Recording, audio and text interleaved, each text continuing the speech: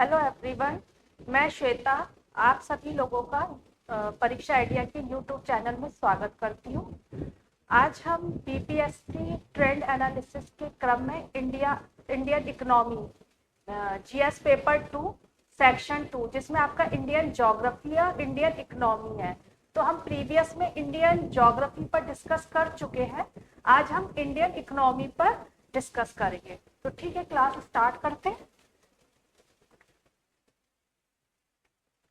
देखिए, जो बीपीएससी का मेंस का सिलेबस है वो सिर्फ एक लाइन का है, Indian economy and planning top planning commission, sorry planning योजना। ठीक है,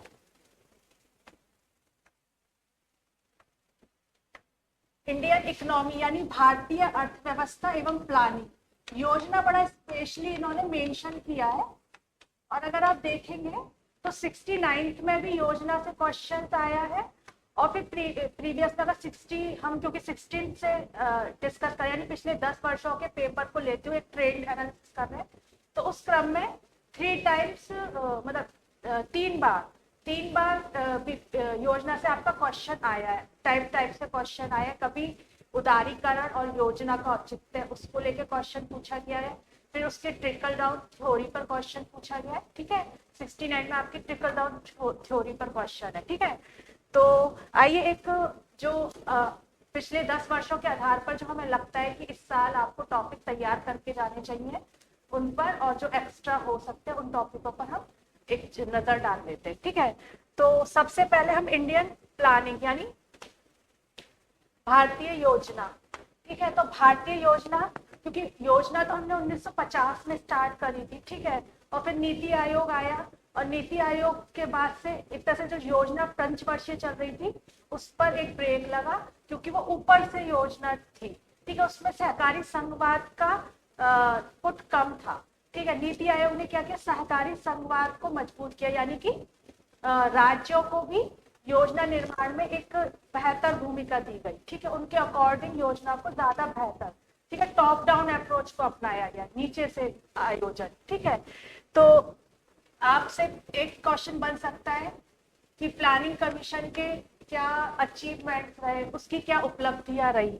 दूसरा, हमें प्लानिंग की आवश्यकता क्यों पड़ी, क्योंकि हमारे पास रिसोर्सेज सीमित थे। इन रिसोर्सेज का बेहतर से बेहतर उपयोग कर सके, एक अनुकूलतम हमें लाभ प्राप्त हो सके, इसलिए हमने प्लानिंग की हमें आवश्यकता पड़ी। ठीक है, दूसरा, NITI Aayog versus planning commission. आखिर ऐसी क्या कमियां थी जो हमें नीति आयोग की जरूरत पड़ी। जैसे मैंने कहा कि नीति आयोग सहकारी संघवाद को बहुत मजबूत करता है। ठीक है, और नीचे से आयोजन, ठीक है, बॉटम से, है ना। तो ये आपको 3 टॉपिक रखने होंगे। एक तो भारतीय आयोजन की उपलब्धियां, फिर प्लानिंग इसकी आवश्यकता क्या पड़ी, और नीति आयोग और प्लानिंग कमीशन। बाकी हम क्वेश्चन का नेचर देखेंगे। जैसे मैंने कहा कि उदारीकरण, क्योंकि 1991 में जो उदारीकरण आया था उसके बावजूद भी हमारे यहाँ पे उदारीकरण क्या था, एक तरह से कैपिटलिस्ट इकोनॉमी हम धीरे धीरे हो रहे थे। तो उसके बाद भी हमारे यहाँ पे योजना आयोग काम करता रहा, आयोजन पंचवर्षीय योजना चलती रही। तो फिर वहां पे पूछा गया है कि 91 के जो 1991 के उदारीकरण और फिर योजना का औचित्य दोनों को। ठीक है, तो एक क्वेश्चन वहां से है। तो सारे नेचर आपको देख लेने, जो डायमेंशन आपको फैलना है। ठीक है, दूसरा जो बीपीएससी का एक इम्पॉर्टेंट टॉपिक है, पॉवर्टी। पॉवर्टी यानी गरीबी बीपीएससी का बहुत इम्पॉर्टेंट टॉपिक है। अक्सर इस पर क्वेश्चन आते हैं। ठीक है, और आना भी लाजमी है, क्योंकि हर पूरे साल भर किसी न किसी की रिपोर्ट आती है। तो नीति आयोग कहता है कि पिछले 9 वर्षों में 24 करोड़ लोगों को हमने मल्टी डायमेंशनल गरीबी यानी बहुआयामी गरीबी से बाहर निकाला है। ठीक है, और उसमें भी जो गरीबी की दर में कमी आई है वो विकसित जो राज्य है, यानी कि आपका बंगलोर हुआ, महाराष्ट्र हुआ, उनकी अपेक्षाकृत जो गरीबी की दर में जो कमी की अधिकता है वो आपके ये गरीब राज्य जैसे बिहार हो गया, यूपी हो गया। तो फिर बिहार से एक तरह से क्वेश्चन बनता है कि आखिर ऐसे क्या मेजरमेंट बिहार गवर्नमेंट ने उठाए या केंद्र की ऐसी क्या स्कीम थी कि जो इन राज्यों में गरीबी की दर में तीव्र दर से गति आई अपेक्षाकृत जो हमारे विकसित राज्य है जैसे महाराष्ट्र, बेंगलोर इत्यादि। ठीक है, तो एक ये है, ठीक है, पॉवर्टी। तो आपको भारत में पॉवर्टी के कारण क्या है, ठीक है, और government programme to remove it, यानी सरकार द्वारा गरीबी को रिमूव करने या हटाने के लिए क्या क्या मेजर्स उठाए गए हैं। तो आपको सारे डायमेंशन में जाना पड़ेगा, ठीक है, स्किल डेवलपमेंट प्रोग्राम, फिर स्वास्थ्य, जो वहनीय स्वास्थ्य, ठीक है, फिर वहनीय स्वास्थ्य के साथ साथ देखिए एक व्यक्ति और एक बच्चा जब तक स्किल नहीं सीख सकता, जब तक उसका स्वास्थ्य अच्छा नहीं होगा और उसको पोषण युक्त खाना नहीं मिलेगा।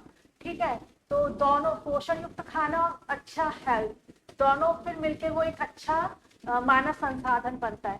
तो एक आपको डायमेंशंस बहुत रखने पड़ेंगे, हर अप्रोच रखनी पड़ेगी। ठीक है, आपके उसमें एक हेल्थ के नजरिए से भी एक दृष्टिकोण होना चाहिए, फिर एक पोषण के नजरिए से भी दृष्टिकोण होना चाहिए, फिर स्किल के नजरिए से भी, फिर डेवलपमेंट की सरकार द्वारा और क्या, जैसे गांव को जोड़ा गया, ठीक है, जिससे कि लोगों का आवागमन हो इजीली, वो गांव का विकास किया गया। ठीक है, सड़क योजना क्यों बनती है, गांव का विकास के लिए तो बनती है।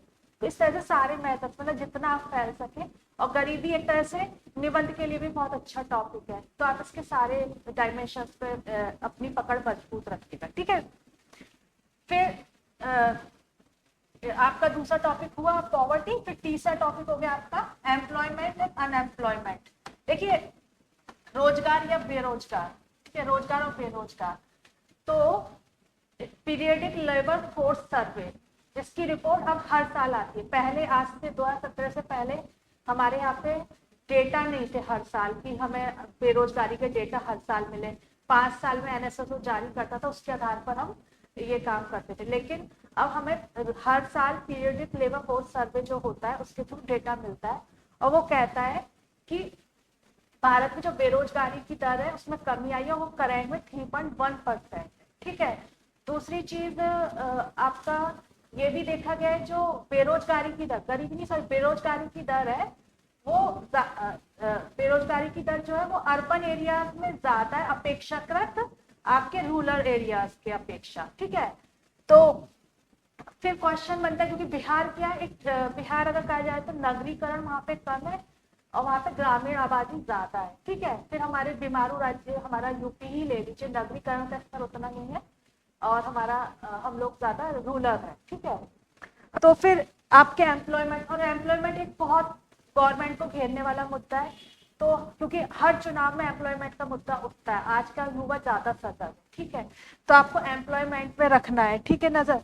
तो आपको एम्प्लॉयमेंट की भारत में स्थिति क्या है, यानी वर्तमान सिनारियो क्या है, उस पर ध्यान रखना है कि कितना, कुछ रिपोर्ट्स को मेंशन करिएगा। ठीक है, फिर चैलेंजेस क्या है, आखिर बेरोजगारी को दूर करने के लिए चैलेंजेस क्या है। ठीक है, तो उतनी जीडीपी नहीं जितनी की तेजी से हमारी जनसंख्या वृद्धि बढ़ रही है। फिर काफी चैलेंजेस है, सारे चैलेंजेस जितने भी डायमेंशन है चैलेंजेस के, सब पर आपकी पकड़ हो चाहिए। फिर impact of covid on employment, जो कोविड-19 के बाद जो अनएम्प्लॉयमेंट या एम्प्लॉयमेंट में जो प्रभाव पड़ा उसको जरूर याद रखिए, क्योंकि रिसेंटली मैकिन्से नाम की एक रिपोर्ट आई है जिसमें इस पर फोकस किया गया है। ठीक है, नहीं मैकिन्से की नहीं, वर्ल्ड बैंक की रिपोर्ट, सॉरी, वर्ल्ड बैंक की रिपोर्ट आई है, और उसमें पहली बार कोविड-19 के बाद असेसमेंट किया गया है कि कितना लोगों के जीवन में सुधार अब तक हो पाया है। तो फिर ये क्वेश्चन पूछा जा सकता है। ठीक है, पूछा जा क्या सकता है, ये क्वेश्चन बीपीएससी के टॉपिक्स हैं जो अक्सर बीपीएससी इनमें से हर साल एक या तो इससे पूछ लेगा या इससे पूछ लेगा या इससे, मतलब आगे पीछे होता रहता है इन टॉपिकों में से, ये पूछेगा तो ये नहीं पूछेगा, ये पूछेगा तो ये नहीं पूछेगा। ठीक है, फिर आपका आ गया डेमोग्राफी यानी जनसांख्यिकी। जनसांख्यिकी करंट का टॉपिक भी है, रेलिवेंट भी है। क्यों रेलिवेंट है, क्योंकि एक हम डेमोग्राफिक डिविडेंड कंट्री है, यानी उसके एक ऐसा देश जिसके पास कार्यशील युवा जो 15 से लेकर 50 या 64 वर्ष के लोग होते हैं, उनकी आबादी अच्छी खासी है। यानी कि हमारे यहाँ पे जो ये छोटे, मतलब जो एक कम उम्र के बच्चे होते हैं जो 15 वर्ष से कम है, उनकी आबादी अपेक्षाकृत कम है, और बुढ़े उतने नहीं है। एक बीच का जो 15 से 64 वर्ष का जो युवा वर्ग है वो बहुत ज्यादा, जो जिसमें की कार्यशील आबादी है। ठीक है, लेकिन अब इस कार्यशील आबादी को हम कैसे इकोनॉमी में यूज करें, कैसे उसको ह्यूमन रिसोर्स में तब्दील करें। तो ये एक चुनौती है। और अभी मैंने मैकिन्से नाम लिया, इस रिपोर्ट ने कहा है कि भारत के पास अब सिर्फ 33 वर्ष रहे हैं कि वो अपने जो डेमोग्राफिक डिविडेंड है इसका यूज कर सके। अगर ये 33 वर्ष गुजर गए तो फिर वो यूज नहीं कर पाएगा। ठीक है, तो ये क्वेश्चन बनता है आपका डेमोग्राफिक डिविडेंड से। यही पूछ सकता है कि डेमोग्राफिक डिविडेंड कैसे डेमोग्राफिक डिजास्टर यानी कि जनसांख्यिकी आपदा में तब्दील हो जाएगा अगर हमने उस पर काम नहीं किया। इसलिए सरकार देख रही स्किल डेवलपमेंट प्रोग्राम लाई हुई है, तो सरकार का इस पर बड़ा फोकस है। ठीक है, और आप ये मान के चलिए ये सारे टॉपिक एक दूसरे को कोरिलेट करते हैं, पॉवर्टी, एम्प्लॉयमेंट, ये क्योंकि जनसंख्या तभी ह्यूमन रिसोर्स में बदल सकती है, जब तभी ह्यूमन कैपिटल बन सकती है जब उसके पास एक हेल्थ हो। ठीक है, हेल्थ अच्छी होगी, स्वास्थ्य अच्छा होगा। कैसे होगा? जब गरीबी से ऊपर होगा तभी वो अपने हेल्थ और स्वास्थ्य पर हेल्थ और पोषण पर अच्छा खर्च करेगा। अच्छा करेगा तो उसका स्किल बढ़ेगा, स्किल बढ़ेगा तो उसको एम्प्लॉयमेंट के लिए ज्यादा अपॉर्चुनिटी होगी, मतलब वो तो कैपेबल होगा। और फिर सरकार अपनी तरफ से पुश करेगी कि वो एम्प्लॉयमेंट जनरेट करे, इकोनॉमी को उस तरह से पुश करे। ठीक है, तो ये है। तो फिर डेमोग्राफिक डिविडेंड के इकोनॉमिक एंड सोशल इम्पैक्ट कैसे हो सकता है? जब वो डिजास्टर में बदल जाएगा तो उसके इकोनॉमिक और सोशल इम्पैक्ट आपको दिख ही जाएंगे। ठीक है, तो उस पर भी नजर रखिएगा। फिर ये क्वेश्चन तो अब नहीं बनेगा अभी बीपीएससी में, फिर भी मैंने इसको डाल दिया एजिंग पॉपुलेशन, क्योंकि हमारे यहाँ पे वृद्धों की जनसंख्या बढ़ रही है और ऐसा माना जा रहा है कि 2100 तक, जब 2100 तक हमारी जो आबादी होगा उसमें सबसे बड़ा लार्ज ग्रुप किसका होगा? वृद्धों का होगा। ठीक है, तो गवर्नमेंट अब धीरे धीरे वृद्धों के बारे में भी सजग होकर पेंशन योजना, अदर चीजें, अदर स्टेप्स उठा रही है, बट इस पे आने के इतने चांसेस नहीं है। ठीक है, लेकिन एक नजर डाल लीजिएगा कि वृद्धों के लिए गवर्नमेंट ने क्या क्या इनिशिएटिव उठाए। ठीक है, चलिए अब नेक्स्ट टॉपिक पे बढ़ते हैं।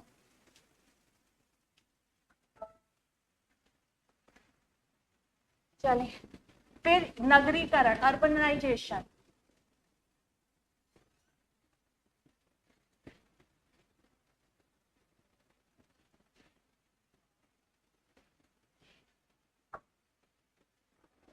अर्बनाइजेशन, नगरीकरण।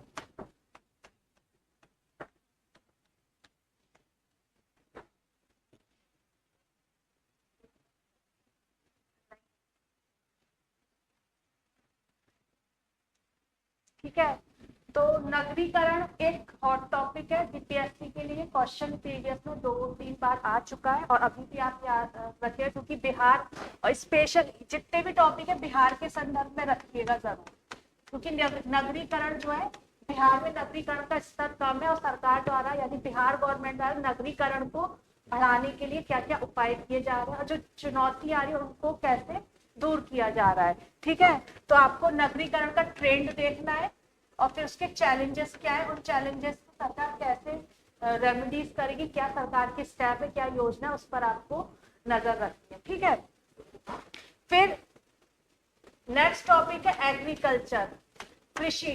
कृषि में क्वेश्चन का जो है या तो वो ज्योग्राफी से, क्योंकि आपका जो पेपर 2 का सेक्शन 2 है वो ज्योग्राफी और इंडियन इकोनॉमी दोनों है, तो आपका जोड़ के भी आता है, इंडियन ज्योग्राफी और इकोनॉमी दोनों से जोड़ के भी क्वेश्चन आता है और कई बार पूरा टोटली प्योरली इकोनॉमिक्स का क्वेश्चन होता है।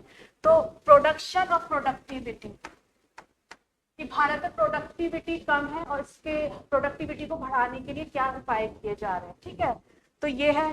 फिर ट्रेंड, देखिए प्रोडक्शन और प्रोडक्टिविटी का ट्रेंड क्या है ये आपको देखना है, पिछले 10 वर्षों में कैसा ट्रेंड रहा है और उसको बढ़ाने के लिए क्या उपाय किए जा रहे हैं। क्योंकि एक सबसे बड़ा प्रॉब्लम जो हमारे यहाँ है, हमारे यहाँ पे आज भी कृषि भूमि का एक लार्ज हिस्सा जो है वो किस पर डिपेंडेंट है? सिंचाई के लिए वर्षा पर निर्भर है और समय पर पर्याप्त वर्षा नहीं मिलने से जो उत्पादकता है उसमें कमी आती है। और ये देखा गया है, आरबीआई की रिपोर्ट ये बात कहती है कि वे क्षेत्र जहाँ सिंचाई की पर्याप्त और समय पर उपलब्धता है उसकी अपेक्षा जो क्षेत्र वर्षा सिंचित है, जहाँ पे समय पर पर्याप्त मात्रा में सिंचाई नहीं मिलती, वहाँ प्रोडक्टिविटी क्या अपेक्षाकृत कम है। मतलब सिंचित क्षेत्रों में प्रोडक्टिविटी कितनी 4 गुना ज्यादा, यानी आपका पंजाब हो गया, आपका हरियाणा हो गया, अच्छी सिंचाई सुविधाएं वहां पे, ठीक है। हरित क्रांति का एक तरह से इफेक्ट है ना।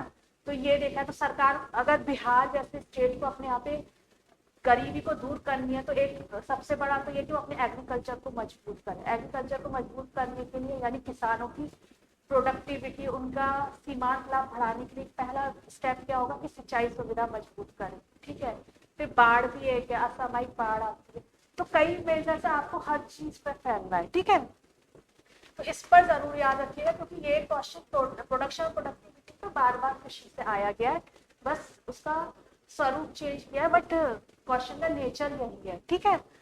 फिर एक फूड सिक्योरिटी इन इंडिया, ठीक है, फूड सिक्योरिटी खाद्य सुरक्षा भारत में। तो बीपीएससी एक बार मतलब पिछले 10 वर्षों में एक बार खाद्य सुरक्षा से क्वेश्चन पूछ चुकी है और एग्रीकल्चर से कोरिलेट भी करता है। फिर दूसरा क्या है ना, फूड सिक्योरिटी के साथ साथ जुड़ जाता है आपका फूड प्रोसेसिंग इंडस्ट्री, यानी कि खाद्य प्रसंस्करण उद्योग। और अगर एग्रीकल्चर बढ़ेगा, उस एग्रीकल्चर की अगर फूड प्रोसेसिंग होने लगी तो फिर क्योंकि वैल्यू एडिशन होगा तो ज्यादा क्या मिलेगा, जो आपको उससे रिटर्न आएगा वो ज्यादा आएगा, ठीक है। और दूसरा क्या होगा, जो फसल बर्बादी की समस्या है वो जो अक्सर सुनते हैं कि इतना गेहूं बर्बाद हो गया, इतना वो हो गया, वो नहीं होगा क्योंकि वो फूड प्रोसेसिंग इंडस्ट्री उसको समय पर खरीद लेगी। तो ये आपको जोड़ के देखना है, ठीक है।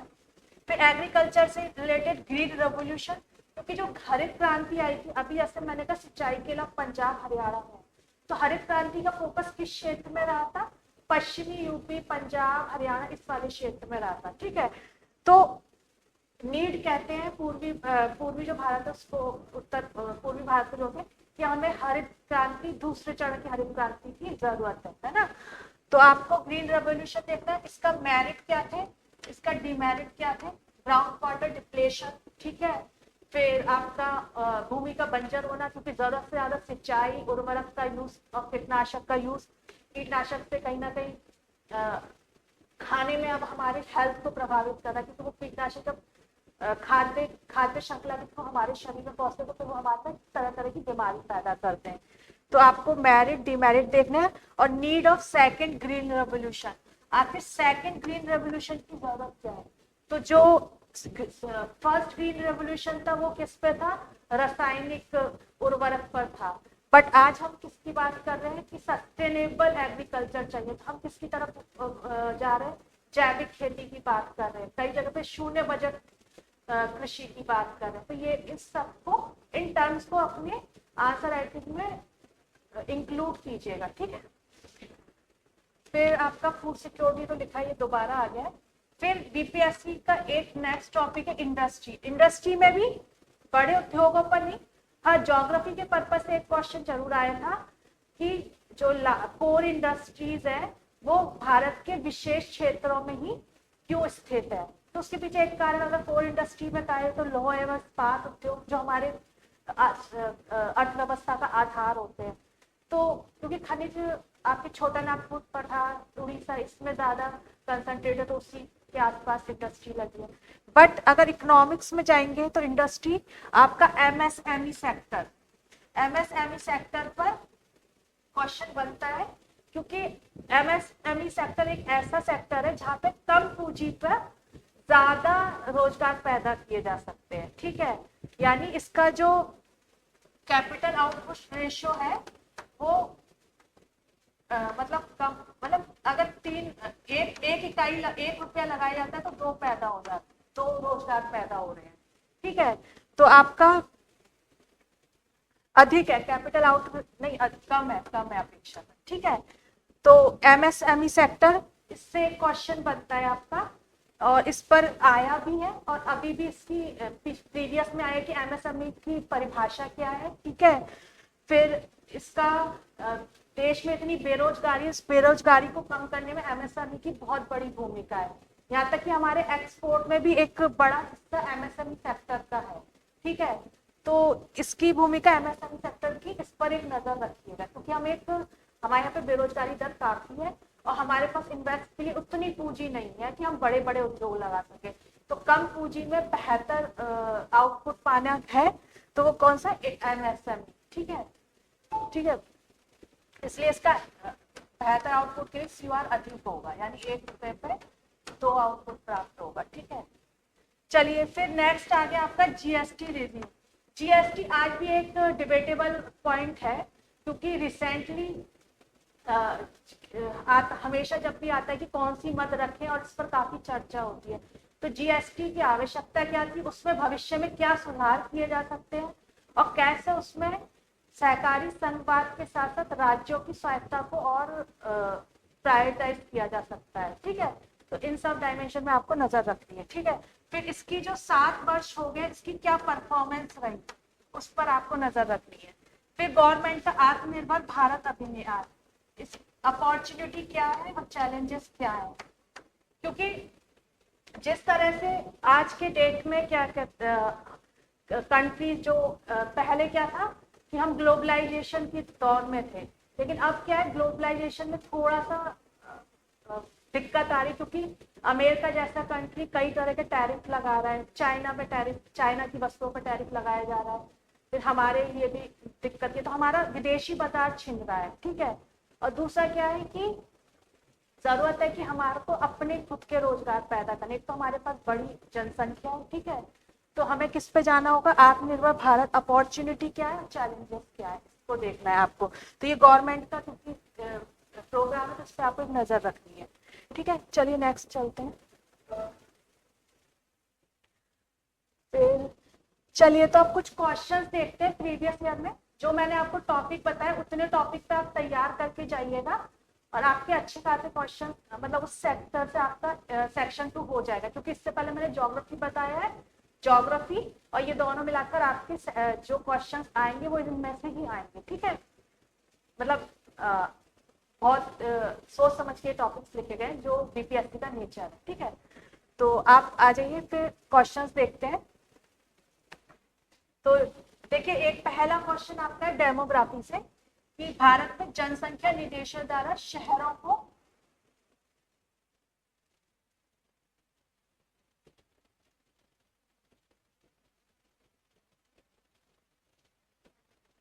देखिए, भारत में जनसंख्या निदेशालय द्वारा शहरों को किस प्रकार वर्गीकृत किया जाता है। देखिए, ये क्वेश्चन क्या है, शहरीकरण से है, ठीक है। कि शहरों का वर्गीकरण कौन करता है, जनसंख्या निदेशालय।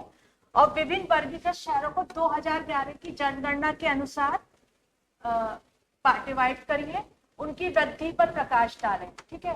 कि 2000 जनगणना के अनुसार जो शहर वर्गीकृत किए थे, उनकी जनसंख्या वृद्धि में किस तरह से ट्रेंड रहा, उस पर आपको प्रकाश डालना है।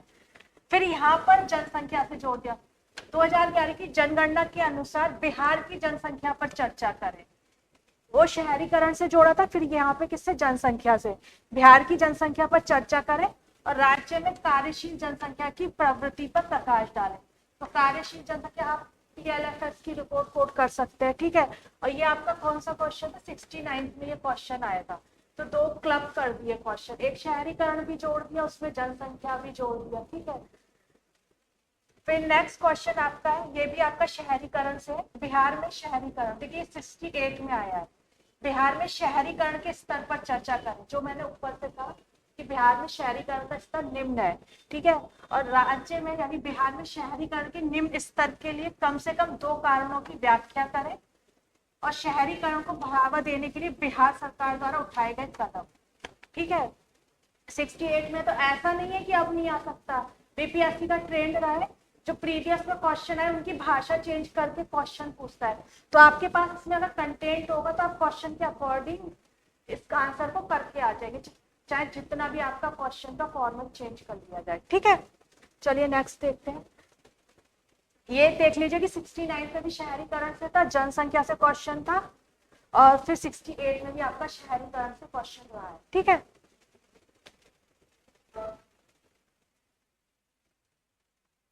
फिर नेक्स्ट देखते हैं क्या हो,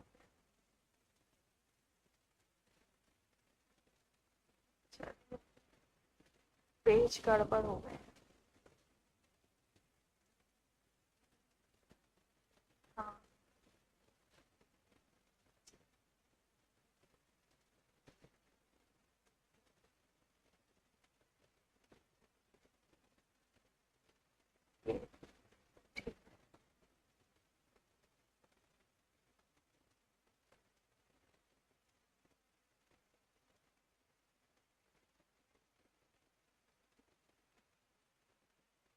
ठीक है, चलिए अब देखते हैं इंडियन प्लानिंग से क्वेश्चन।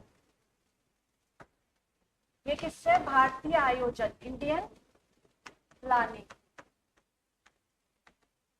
जो पीपीएससी का फेवरेट टॉपिक है और उसने स्पष्ट मेंशन किया है अपने सिलेबस में। ठीक है, तो पहला पूछा है कि नियोजन की प्रासंगिकता पर चर्चा करें।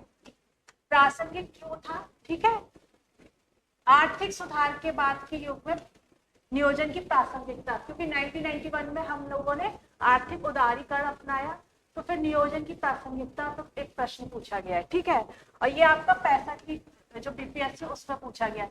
इस संदर्भ में बताएं कि राज्य और बाजार देश के आर्थिक विकास में किस तरह से तालमेल मेल भूमिका निभा सकते हैं। ठीक है, तो ये क्वेश्चन है कि राज्य किस क्षेत्र में है, क्योंकि जिस हर क्षेत्र में आपका प्राइवेट सेक्टर नहीं जाता, प्राइवेट सेक्टर करता है प्रॉफिट के लिए काम।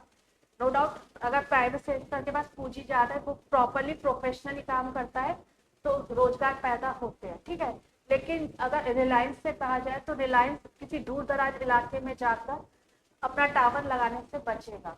वहां पे जाना किसको पड़ेगा? बीएसएनएल को जाना पड़ेगा, क्योंकि वहां पे गवर्नमेंट खुद उसको सब्सिडी किसी तरह से इंसेंटिव देके सब्सिडी देके चला रही होगी। बट रिलायंस को चाहिए बाजार, जहां बाजार होगा वो वहीं अपना टावर लगाएगा। ठीक है, क्योंकि उसको प्रॉफिट पे काम करता है। तो नो डाउट जब हम एक इतनी बड़ी गरीब आबादी रहती है हमारे देश में, तो हम केवल प्राइवेट सेक्टर पर डिपेंड नहीं कर सकते, हमें मिश्रित अर्थव्यवस्था जो कहते हैं। अब हम मिश्रित अर्थव्यवस्था से एक ज्यादा हमारा झुकाव है पूंजीवादी अर्थव्यवस्था की तरफ, और गवर्नमेंट सेक्टर सुधरता जा रहा है। तो उस पर करंट में क्या स्थिति है उसको लेकर आप अपने क्वेश्चन को सीधे फ्रेम करिएगा। ठीक है, चलिए फिर नेक्स्ट भी आपका आयोजन से, और इसमें यह पूछा गया कि भारतीय नियोजन के संदर्भ में अर्थशास्त्र के ट्रिकल डाउन थ्योरी, इसके प्रमुख तत्वों, लाभों, सीमा और आलोचना व्याख्या करें। जो भी है क्वेश्चन थोड़े चेंज हो गए, मेनली है ट्रिकल डाउन सिद्धांत। ठीक है, तो आपको इस पर भी एक नजर रखनी है। ठीक है, कि कैसे सरकार ने सोचा कि हम कुछ बड़े उद्योगों को एक तरह से पॉलिसी इस तरह से बनाएंगे कि बड़े उद्योग लाभान्वित हो और उनसे छन छन कर नीचे की तरफ क्या कहते हैं आर्थिक समृद्धि होगी, उसका लाभ जाएगा, सबका विकास होगा। बट वैसा हुआ नहीं, बल्कि ये देखा गया डिस्पैरिटी बढ़ी। तो फिर क्या कमियां रही, क्या सुधार किए जा सकते हैं। ठीक है, ये सब है ना। फिर नेक्स्ट क्वेश्चन आपका जो है ये आपका बेरोजगार, रोजगार और बेरोजगार से है। भारत में दीर्घकालीन रोजगार नीति का मुख्य मुद्दा न केवल रोजगार प्रदान करना है, बल्कि श्रम शक्ति को रोजगार क्षमता यानी स्किल डेवलपमेंट पर हमारी जो दीर्घकालीन रोजगार नीति है उसका मेन मोटिव क्या है? स्किल डेवलपमेंट पर है। ठीक है, बढ़ाना है। गुणवत्तापूर्ण शिक्षा प्रशिक्षण के माध्यम से ज्ञान और कौशल विकास के विशेष संदर्भ में इस कथन पर चर्चा करें। वर्ष 2000 के बाद देश में क्षेत्रीय रोजगार सृजन की प्रवृत्ति और निहितार्थों की व्याख्या करें। ठीक है, तो ये आपका 62 में किससे आया? बेरोजगारी से, रोजगार से आया। ठीक है,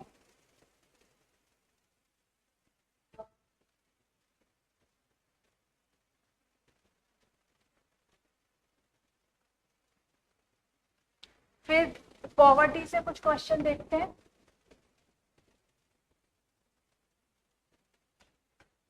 पॉवर्टी, ये 63 की का क्वेश्चन है।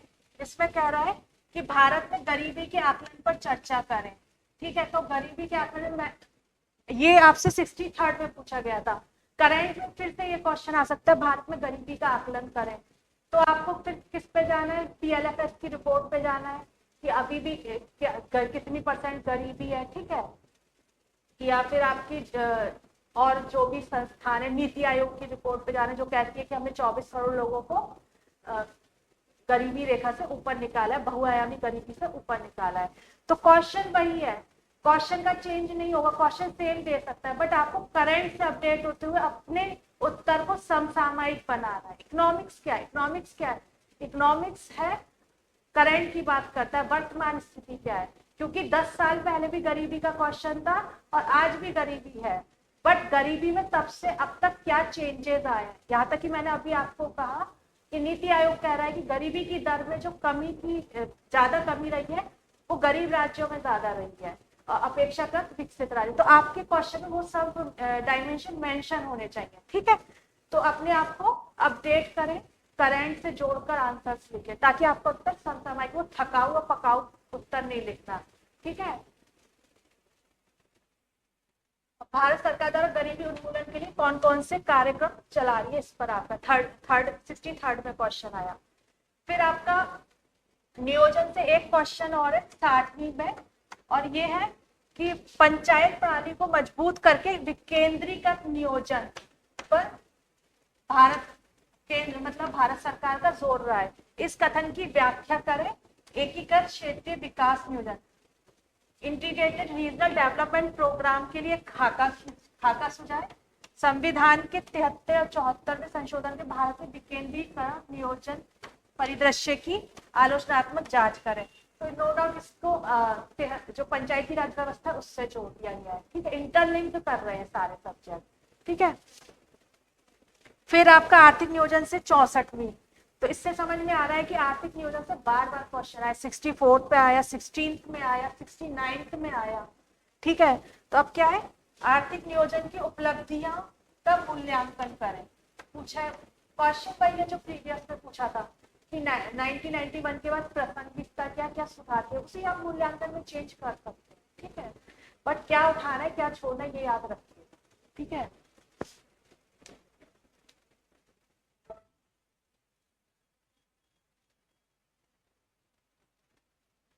फिर देखिए एग्रीकल्चर, एग्रीकल्चर से आपके 62वीं में क्वेश्चन आया है,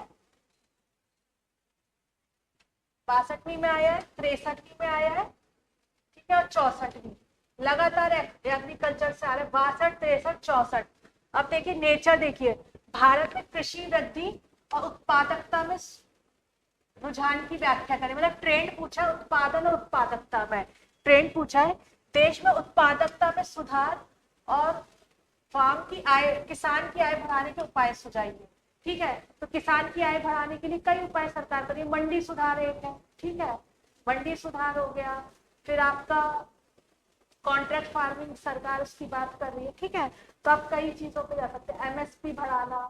ठीक है, फिर बिचौलियों को हटाना, कई कई मेजर्स कर रखे हैं। ठीक है, तो आप उन सब पर जाएंगे। ठीक है, और एक लार्ज टॉपिक तैयार करना, हर डायमेंशन देखना, ताकि आपको इस पर ऐसे आ जाए तो आप लिख सको। ठीक है, तो उत्पादकता में सुधार के लिए सबसे मेजर अभी मैंने बताया, जैसे कि सिंचाई सुविधाओं का विस्तार करना, प्रोडक्शन बढ़ेगा, प्रोडक्शन बढ़ेगा तो लागत कम आएगी, किसान की लागत कम आएगी, वो अच्छे दाम पर अपनी फसल को बेच सकेगा, तो कॉस्ट घटेगी और आपका सीमांत लाभ है वो बढ़ जाएगा। तो ये आपका क्वेश्चन हो गया। ठीक है, फिर उत्पादकता में सुधार और किसान की आय बढ़ाने के उपाय। यहाँ क्या कह रहा है कि वर्तमान में भारतीय कृषि की प्रमुख समस्याओं पर प्रकाश डालिए, प्रकाश डालिए। ठीक है, तो जब आप उत्पादन उत्पादकता की व्याख्या कर रहे होंगे तो कहीं ना कहीं पढ़ते वक्त आपके दिमाग में ये भी तो आएगा कि भाई उत्पादकता कम क्यों है, तो फिर वो समस्या का रूप ले लेंगे। क्वेश्चन वही हो गया ना कि कृषि की प्रमुख समस्याओं पर प्रकाश डालिए और उनके समाधान के लिए उपाय सजाइए। तो उसमें से एक तो उत्पादकता में सुधार का ही उपाय है। ठीक है, वो सारे ही मेजर्स आ जाएंगे, बस क्वेश्चन का नेचर चेंज है। और भारतीय कृषि के विकास में सरकार द्वारा चलाए जा रहे प्रमुख कार्यक्रमों की चर्चा कीजिए। पर ड्रॉप मोर क्रॉप। ठीक है, फिर फसल बीमा योजना। ठीक है, कई उपाय किए गए हैं। फिर आया आपका 1991 में भारतीय कृषि में उत्पादन और उत्पादक की प्रवृत्तियों का मूल्यांकन करें। बिहार में कृषि उत्पादन उत्पादकता बढ़ाने के लिए व्यवहारिक उपाय अपनाएं। ठीक है, तो ये आपका क्वेश्चन हो गया 62, 63, 64। ठीक है, चलिए नेक्स्ट देखते हैं।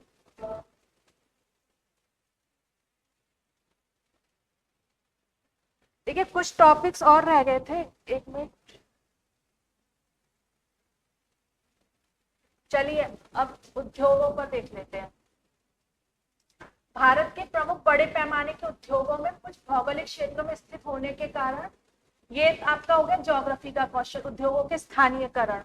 ठीक है, और एक कारण इसका आर्थिक भी होता है कि सरकार किस क्षेत्र का विकास कैसे कर रही है। ठीक है, और एक कारण इसका प्राकृतिक होता है, खनिज संसाधनों की उपलब्धता, क्योंकि सरकार ये तो नहीं करेगी कि जमीन में जाकर खनिज बो देगी, नहीं करेगी। हाँ, वो रोड बना सकती है किसी क्षेत्र में, हो सकता है कि कोई उद्योग खनिज क्षेत्र से दूर लग जाए, इतनी बेहतर सुविधा हो कि खनिज इजिली होकर दूसरी जगह जा सके, जल सुविधाएं बेहतर हो, तो कई कारण हो सकते हैं। सरकार नहर सिंचाई की व्यवस्था कर दे तो फिर वो उद्योग वहां लग सकता है। ठीक है, तो ये ज्योग्राफी से भी इकोनॉमिक्स से ये 63वीं में क्वेश्चन आया है। ठीक है, फिर पर्यटन उद्योग, ये 69 का क्वेश्चन है। टूरिस्ट इंडस्ट्री पर सरकार का जोर है और बिहार सरकार का भी जोर है, क्योंकि बिहार क्या है, बिहार में मेनली बुद्ध और महावीर की एक तरह से विरासत है और उसको हार्नेस किया जा सकता है, उसको अर्थव्यवस्था बढ़ाने में यूज किया जा सकता है। तो बिहार सरकार का, ठीक है, उस पर जोर हो सकता है। तो आप पर्यटन उद्योग पर देखें इंडियन गवर्नमेंट के नजरिए से, क्योंकि ये एक विदेशी आय का एक बड़ा स्रोत है। ठीक है, और दूसरा बिहार गवर्नमेंट द्वारा बिहार के पर्यटन को बढ़ाने के लिए क्या उपाय किए जा रहे हैं। ठीक है, और देश में इसके भविष्य का विश्लेषण, भविष्य इसका बहुत ब्राइट है, क्योंकि हमने अभी तक अपने पर्यटन उद्योग को बढ़ाया ही नहीं है, उस तरह से पर्यटन का विकास ही नहीं किया, उस तरह से अपने पर्यटन को एक तरह से मतलब एनकरेज ही नहीं किया। ठीक है, तो आप इस पर एक क्वेश्चन देंगे तो इसका कि हाँ हम कितना, हमें कितना रोजगार पैदा कर सकते हैं। ठीक है ना, तो ये 69 पे क्वेश्चन है। देखिए 69 में पर्यटन उद्योग से क्वेश्चन था कि ऊर्जा के स्रोत क्या है। ठीक है, और क्या घरेलू जरूरत को पूरा करने के लिए पर्याप्त है, भारत के लिए ऊर्जा के संभावित वैकल्पिक स्रोत क्या है, इसकी आलोचनात्मक समीक्षा करें।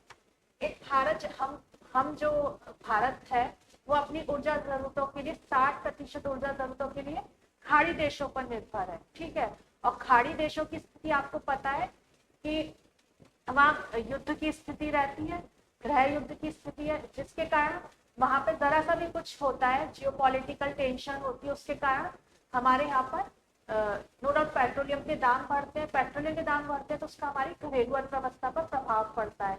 एक आम जन को मुद्रास्फीति या इन्फ्लेशन से दो चार होना पड़ता है। तो आप पूरा जोड़ते हुए लिखेंगे। ठीक है, तो इस पर आपको नजर रखना होगा।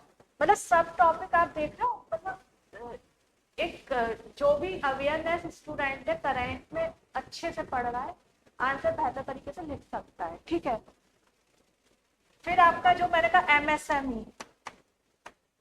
एमएसएमई, ये भारत के लिए बहुत जरूरी है, इस सेक्टर को और ग्रोथ देने की। ठीक है, जो हमारे यहाँ पे विमुद्रीकरण हुआ था, तो विमुद्रीकरण का सबसे ज्यादा इफेक्ट इसी सेक्टर पर पड़ा। फिर आ गया कोविड-19, उसने भी इसकी कमर तोड़ दी। तो अब इसके लिए सरकार करंट में क्या उपाय कर रही है, क्या सरकार के उपाय, आपको पूरा इस पर ध्यान देना होगा। ठीक है, तो सूक्ष्म लघु मध्यम उद्यमों की नई परिभाषा क्या है, भारत के औद्योगिक विकास को बढ़ावा देने आत्मनिर्भर भारत अभियान की सफलता सुनिश्चित करने में एमएसएमई की भूमिका। अभी भी ये क्वेश्चन ऐसे ही आ सकता है, बस आपको करंट सिचुएशन से, डेटा से आपको अपडेट होना पड़ेगा। ठीक है, चलिए और देखते हैं क्या है।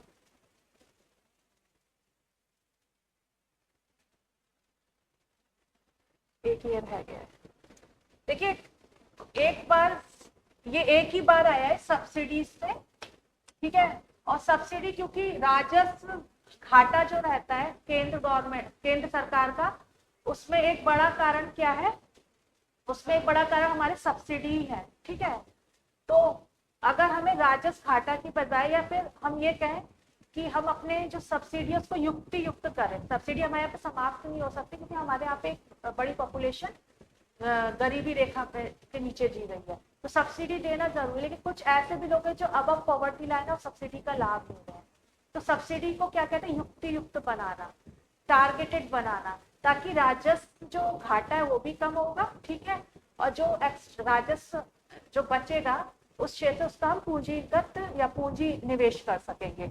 ठीक है, तो सब्सिडी एक क्वेश्चन बनता है, तो ये पूछा गया है, पहले तो यही पूछा गया है कि सार्वजनिक वस्तु क्या है। देखिए इसमें मत जाइए, English public goods subsidy, married goods, ठीक है, नॉन मैरिड गुड्स क्या है। ठीक है, इसकी परिभाषा पूछिए, मैरिड गुड्स क्या है, नॉन मैरिड क्या है, और ये आपका पब्लिक गुड्स सब्सिडी क्या है, ये आपको एक बताना है। फिर पूछा गया है कि फूड और फर्टिलाइजर और पेट्रोलियम सब्सिडी भारत में, इसके ट्रेंड पर एक चर्चा करें तो पेट्रोलियम सब्सिडी तो हमने खत्म ही कर दी है।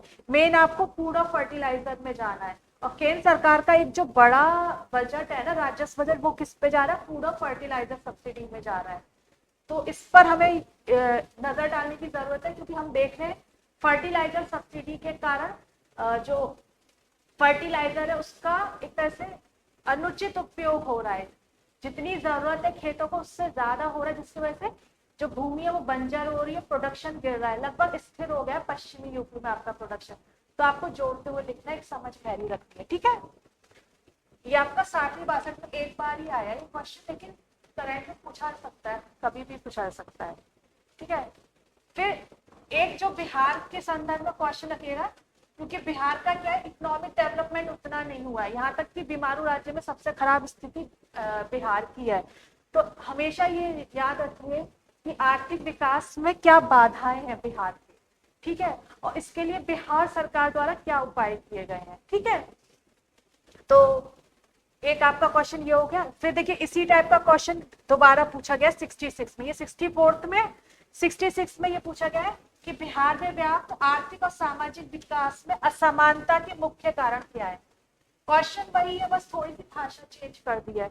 आर्थिक एवं सामाजिक विकास में असमानता के कारण क्या है, और सरकार द्वारा उठाए गए उपायों की चर्चा कीजिए, आलोचनात्मक मूल्यांकन, ठीक है। तो एक आपका ये हो गया। फिर